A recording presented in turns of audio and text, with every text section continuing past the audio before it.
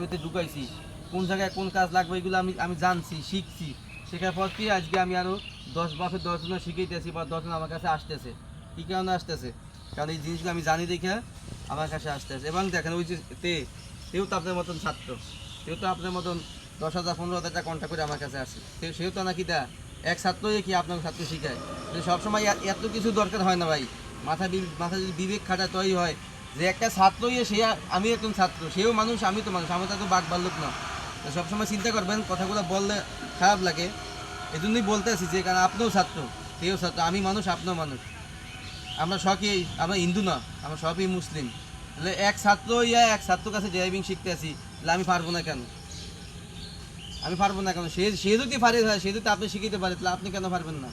আমার কথা হচ্ছে এখানে, কারণ এখানে তো আহামরি কিছু নাই যে ভাই আমি পারতাম না। পারবো না কেন? আমার সবই চেষ্টা করতে হবে ভাই, মাথায় ঢুকাইতে হবে। চেষ্টা করলে বহুত কিছু উপায় হয়, চেষ্টা না করেন কোনো কিছুই সম্ভব না। এই জিনিসগুলো সবসময় মাথায় রাখবেন।